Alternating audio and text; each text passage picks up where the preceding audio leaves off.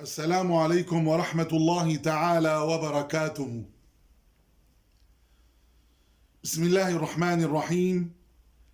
الحمد لله رب العالمين، وأفضل الصلاة وأتم التسليم على سيدنا محمد وعلى آله وأصحابه أجمعين.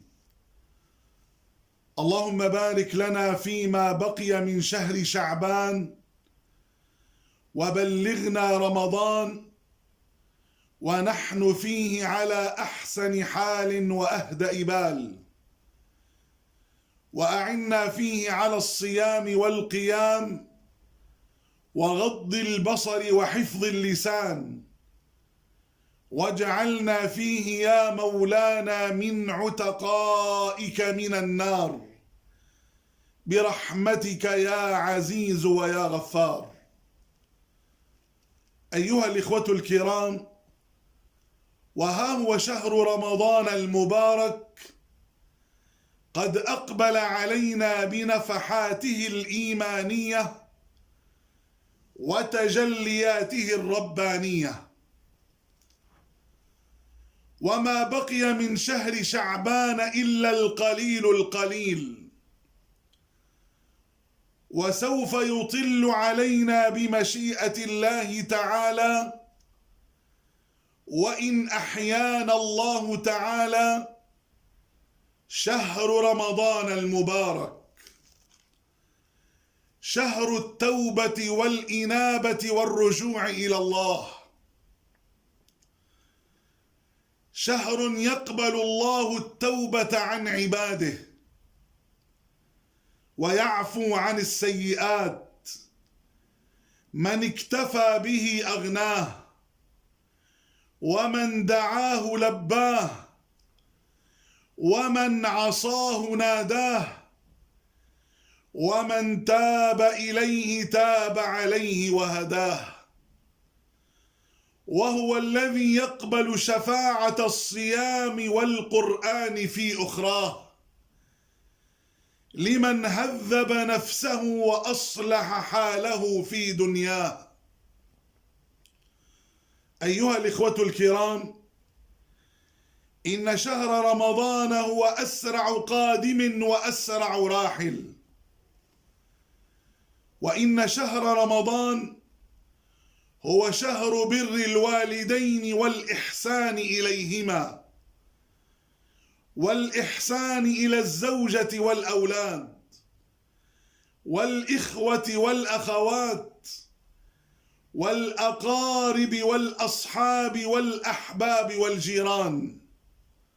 شهر رمضان شهر صلة الأرحام، وشهر الرحمات والنفحات، وتجاب فيه الدعوات، وترفع فيه الدرجات، وتضاعف فيه الحسنات، وتقال فيه العثرات.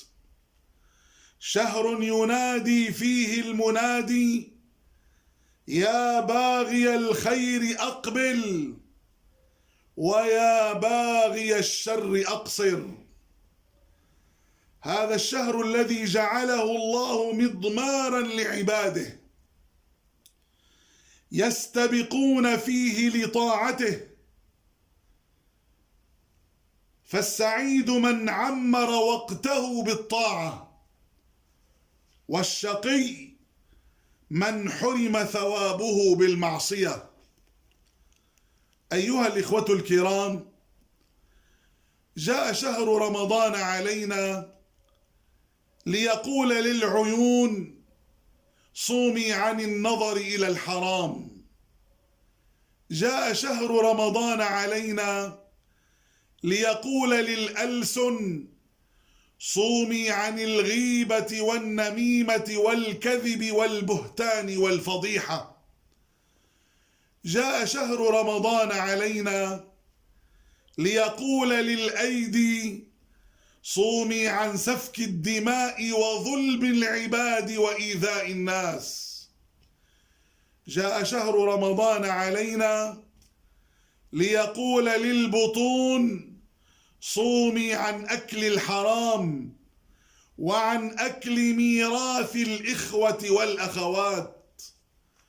جاء شهر رمضان علينا ليقول للأرجل: صومي عن الذهاب إلى المحرمات والسهرات التي لا ترضي الله.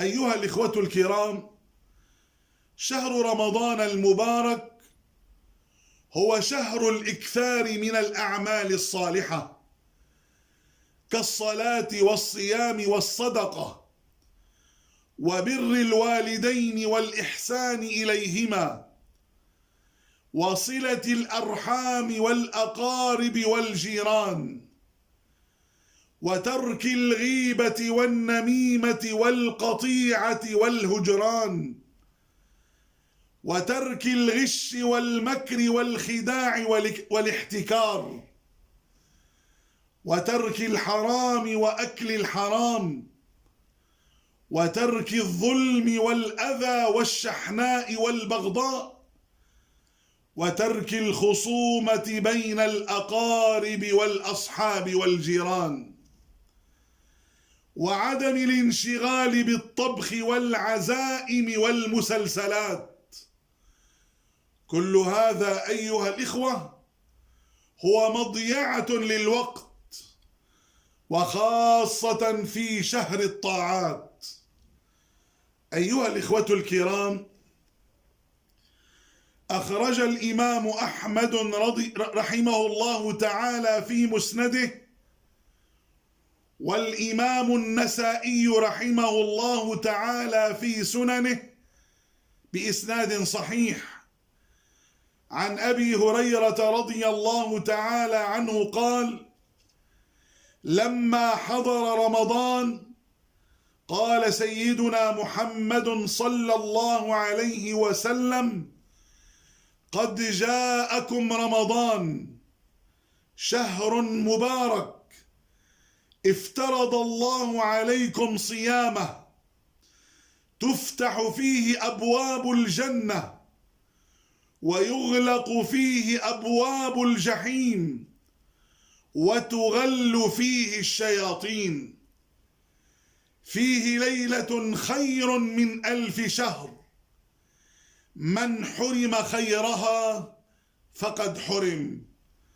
اللهم لا تحرمنا خير هذه الليلة برحمتك يا أرحم الراحمين. أيها الإخوة الكرام، اغتنموا هذا الشهر العظيم المبارك بالإكثار من الأعمال الصالحة وبالإكثار من ذكر الله وقراءة القرآن. وفي الختام أقول لكم أيها الإخوة، أقول لكم جميعا: مبارك عليكم شهر رمضان المبارك، أعاده الله علينا وعليكم وعلى جميع المسلمين والمسلمات والمؤمنين والمؤمنات في مشارق الأرض ومغاربها باليمن والخير والبركة والإحسان، وكل عام وأنتم إلى الله أقرب وعلى طاعته أدوم، وكل عام وأنتم بألف ألف خير.